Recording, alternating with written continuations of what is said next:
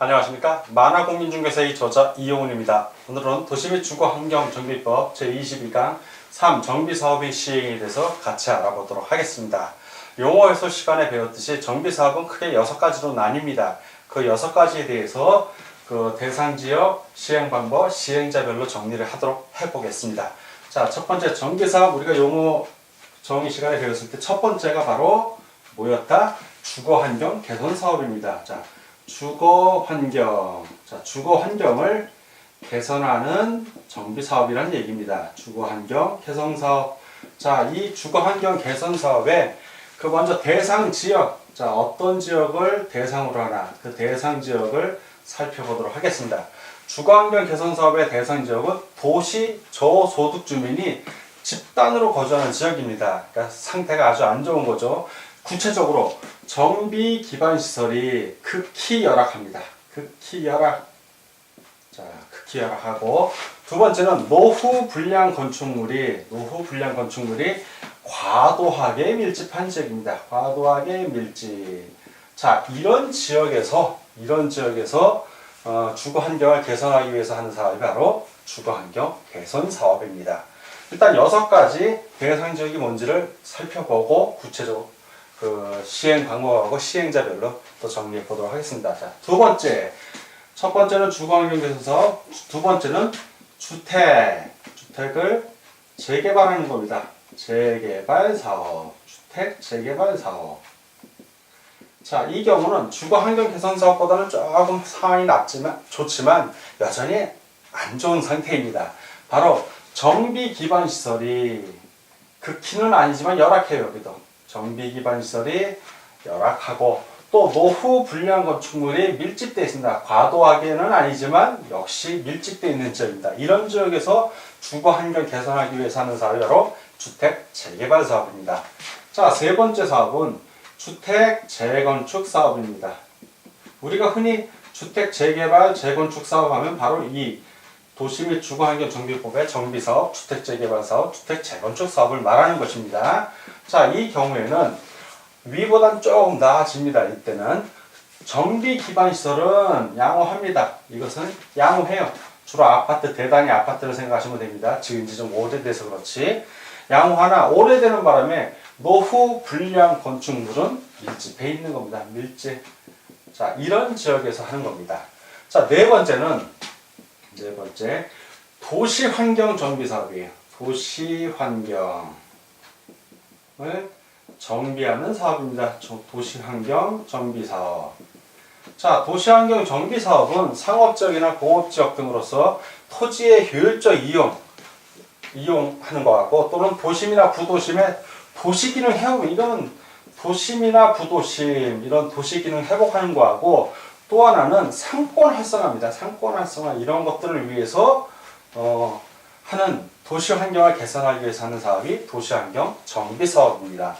자, 다섯 번째는 주거 환경 관리 사업이에요. 주거 환경을 아까는 맨 처음에는 개선이었는데 이건 관리입니다. 관리 사업이니까 이건 좀 많이 낮아지죠.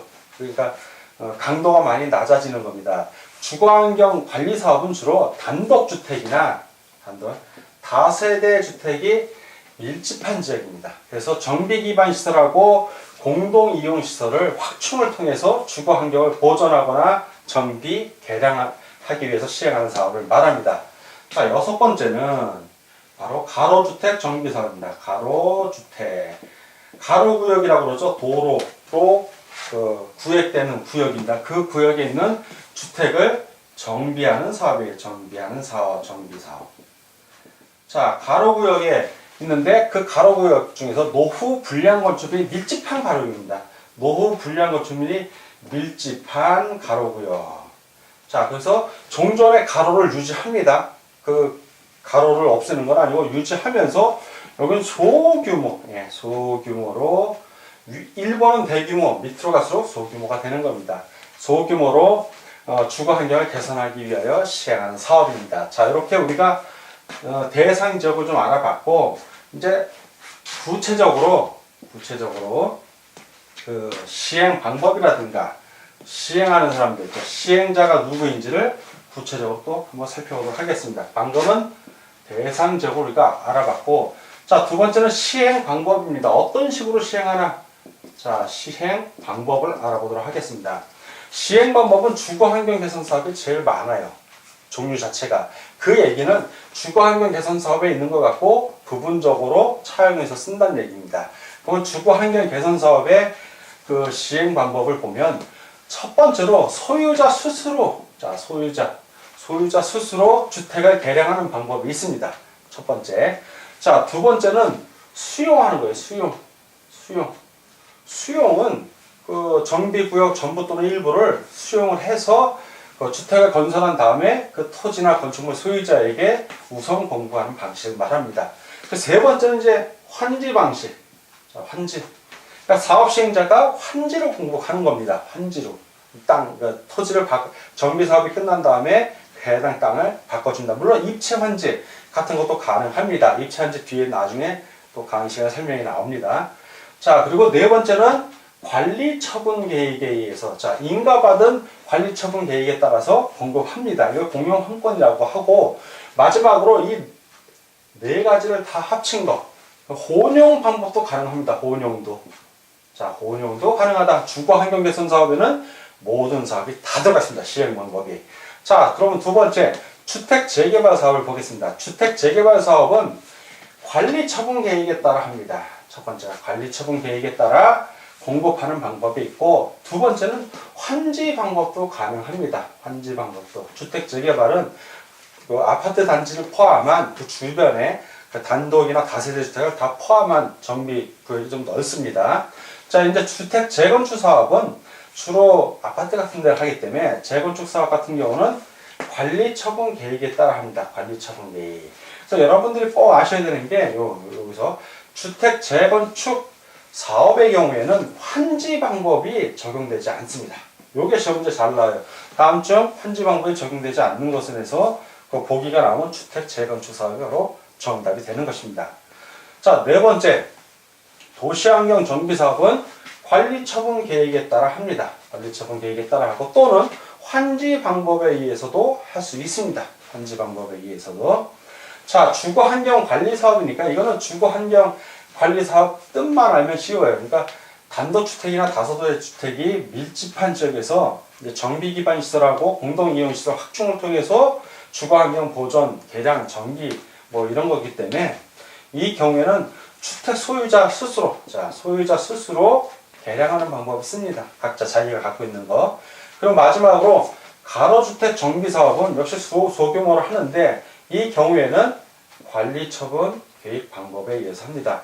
자, 이 두 가지 방법 역시 환지는 하지 않습니다. 환지 방법 없어요. 그래서 왜 이 환지 같은 경우는 여기 보기가 6개가 나오지 않습니까? 6개가 나오니까 5개 조합해 놓고 그 중에 하나 아닌 거 고르시오 하면 바로 주로 환지를 적용하지 않는 것들, 이런 주택 재건축 사업, 주거 환경 관리 사업, 가로주택 정비 사업 이런 것들이 시험 문제 나올 수도 있고, 다음 중 그 도시 및 주거 환경 정비법상의 정비 사업에 대한 설명이다. 환지 방법으로 하지 않는 것만 모은 것은 그러면 주택 재건축 사업, 주거 환경 관리 사업, 가로주택 정비 사업 이런 거 고르라는 얘기입니다. 자, 시행 방법 정리했습니다. 다음으로 이제 시행자, 누가 시행을 하는가? 시행자. 공사 맡아서 하는 건축업자, 그러니까 건설에서는 그건 시공자예요. 시행자로부터 하청받은 시공자들이고, 시행자, 중심이 돼서 업무를 추진하는 사람들을 말합니다. 자, 시행자는 주거 환경 개선 사업 같은 경우에 원칙적으로 시장 군수가 합니다. 시장 군수가. 주거 환경 개선 사업은 시장 군수가 하고, 또는 시장 군수가 지정한 주택공사 등이 합니다. 주택공사 등. 자, 이게 원칙이고, 예외라는 게 있죠. 항상 예외는 시장 군수가 하는 겁니다. 자, 이 차이는 뭐냐면 요거는 해당 지역 주민들의 동의를 받는 경우, 이건 동의가 있는 거고, 이건 동의를 받지 않은 경우입니다. 왜 동의를 안 받아야 될까요? 그렇죠. 뭐 천재지변이라든가 부득이한 사유로 인해서 건축물이 붕괴 우려가 있다든가 이런 경우에 긴급히 정비 사업을 해야 되는 경우에는 시장 군수가 주민의 동의 없이 직접 바로 할 수 있는 것입니다. 다음, 주택 재개발 사업의 시행자를 볼 것 같으면 주택 재개발 사업은 원칙적으로 조합이 단독으로 시행을 합니다. 또는 조합하고 시장군수가 조합 또는 시장군수가 공동으로도 시행할 수 있습니다. 원칙적으로. 다만 예외적으로 예외적 시행자가 할 수 있어요. 예외적 시행자. 예외적 시행자는 누구냐면 바로 시장 군수를 말하는 겁니다. 그러니까 간단하게 말하면, 그러니까 천재지변 같이 아주 위급한 경우, 유사시 뭐 이런 경우인데, 이러한 사유, 부득이한 사유가 발생했을 때 시장 군수나 지정개발자 또는 주택공사 등이 할 수 있는데, 바로 그거를 예외적으로, 상황 자체가 예외적이기 때문에 우리가 예외적 시행자라고 표현을 합니다.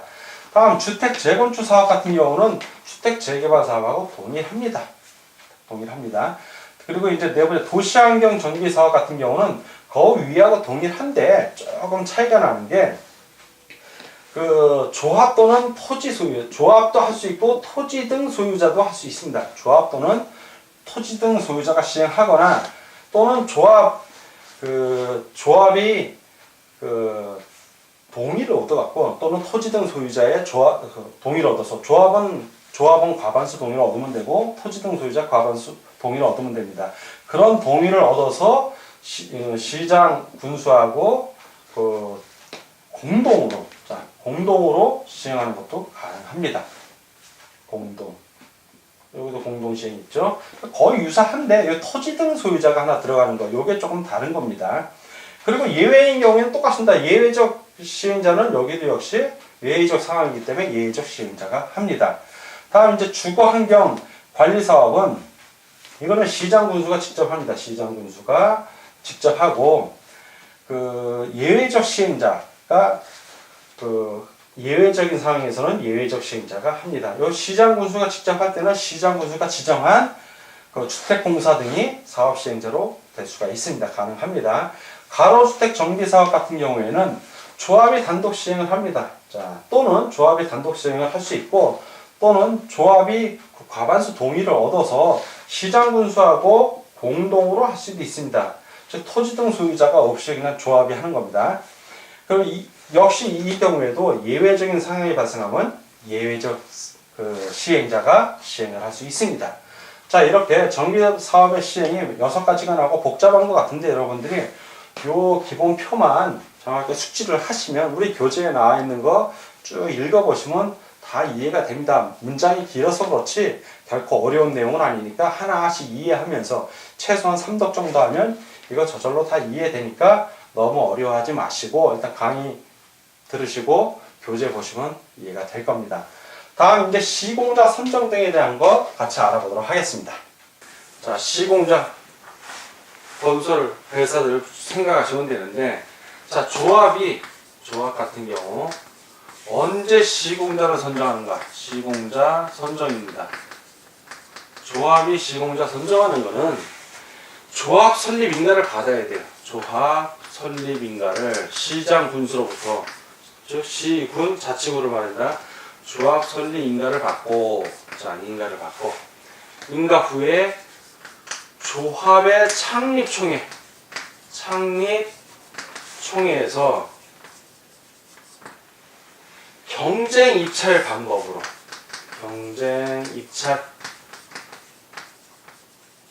방법으로 건설업자 또는 등록사업자를 시공자로 선정해야 됩니다. 조합은. 자, 그리고 도시환경 정비 사업에서 소유자들이, 요 소유자들이 사업하는 거는 시행자인 경우는 도시환경 정비 사업인 경우입니다.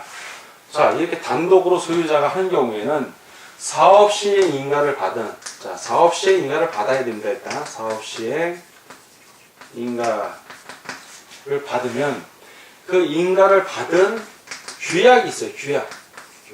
자기들이 약속한 겁니다. 어떻게 약속을 하자고. 그 규약으로 정하는 바에 따라서 시공자를 선정을 하면 됩니다. 그 규약 안에 시공자는 이러이러하게 선정하겠습니다 라고 들어가 있는 거예요. 그 규약대로 하면 되고. 자, 시장 또는 군수가 직접 정비 사업을 하거나, 시장 군수가 직접 정비 사업을 하거나 또는 주택공사 등을, 공사 등을 정비사업자로 지정한 경우다. 자, 이 경우, 이런 경우에는 언제 하냐면 사업시행자를, 자, 사업시행자, 바로 이 사람들의 시장군수 또는 주택공사들, 이런 사람이 사업시행자가 되는 겁니다. 자, 사업시행자 지정 보시오. 지정, 사업시행자로 지정한 걸 보시한 거예요. 알렸다는 얘기죠. 자, 사업지정자로 지정 보시한 다음에, 보시한 후에 이때 선정을 합니다. 다만 시장군수 또는 뭐 주택공사 등의 사업시행자의 경우에 그 주민대표회의를 만들 수가 있어요. 주민대표회의를 만들어야 하는데, 이때는 조합이 없으니까 주민들의 대표를 모아서 회의를 만들어야 됩니다. 시장군수가. 그러면 이 주민대표회의가 경쟁 입찰 방법으로 시공자를 추천할 수 있어요. 자, 이들이 추천할 수 있습니다. 시공자를 추천을 하면, 이렇게 추천하는 경우에는 시장군수 또는 주택공사 등은 그 추천한 자를 시공자로 선정해야 됩니다.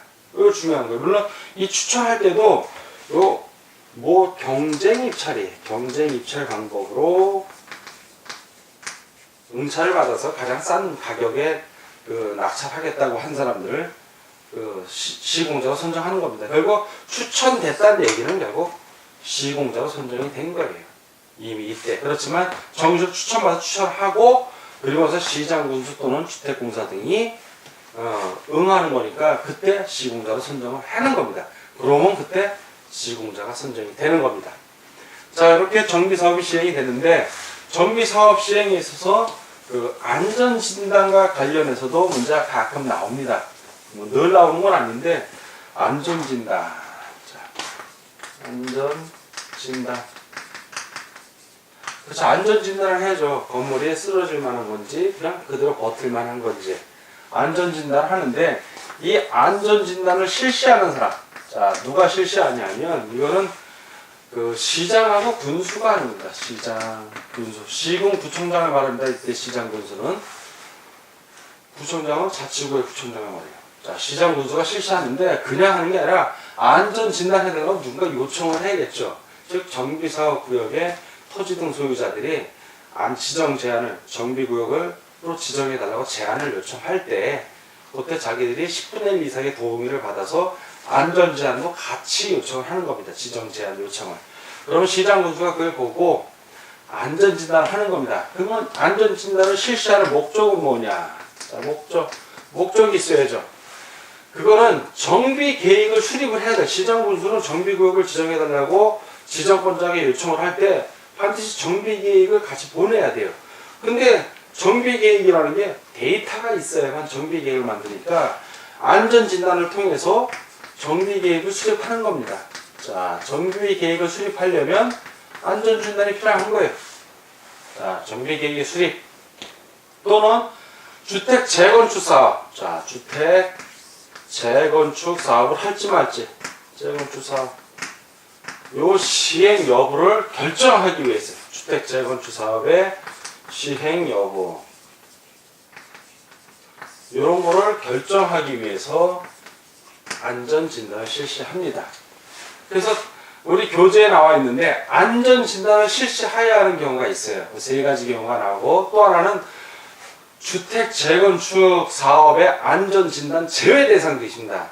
그 안전진단을 실시해야 하는 경우는 세 가지가 나오는데, 첫 번째는 이제 그 주택 재건축 사업의 정비 예정구역별 정비계획을 하는데, 그 정비계획의 수립시가 도래한 때는 안전점검을 해야 돼요. 정비계획에 의해서. 그렇지만 이제 두 번째, 세 번째 경우에는 시장군수가 반려할 수도 있습니다.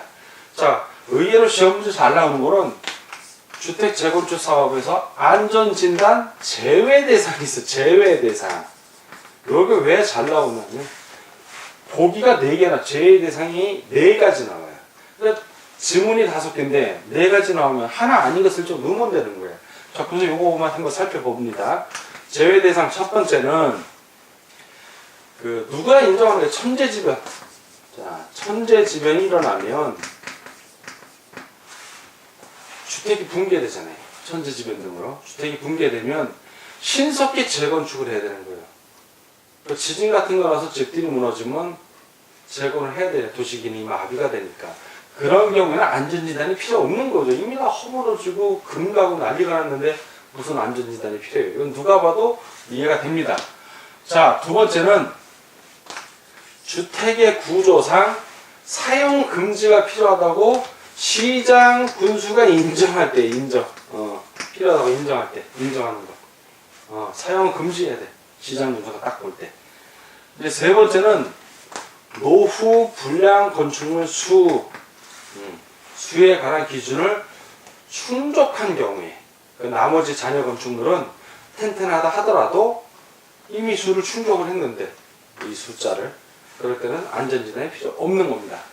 자, 네 번째는 진입도로 같은 거. 진입도로는 기반시설입니다. 정비 기반시설이 있는데, 진입도로 등 기반시설, 이 기반시설을 설치해야 되는데, 이 기반시설 설치를 위해서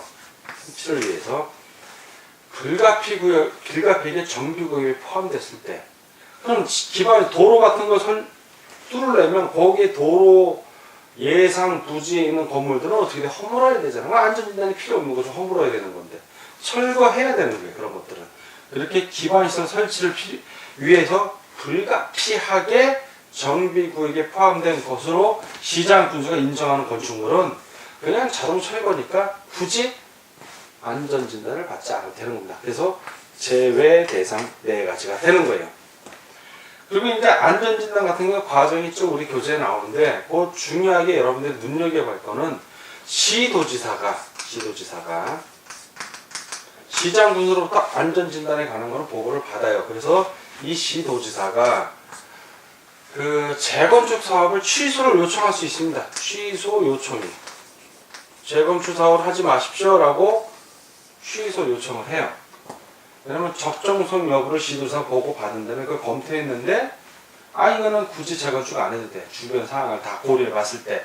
그러면 취소 요청을 할 수 있고, 시장 군수는 이렇게 누구에게 취소 요청을 한다? 시장 군수에게 요청을 하면 시장하고 군수는 특별한 사유가 없는 한, 특별한 사유가 있으면 얘기가 달라지는데, 특별한 사유가 없는 한 이에 응해야 합니다. 응해야. 즉 취소를 해야 된다는 거예요. 그러면 주택 재건축 사업을 취소하는 사람은 누구다? 시장 군수가 취소하는 거예요. 이 사람들이 취소하는 거고, 시도지사는 취소하는 사람들이 아니라 취소를 요청하는 사람이에요.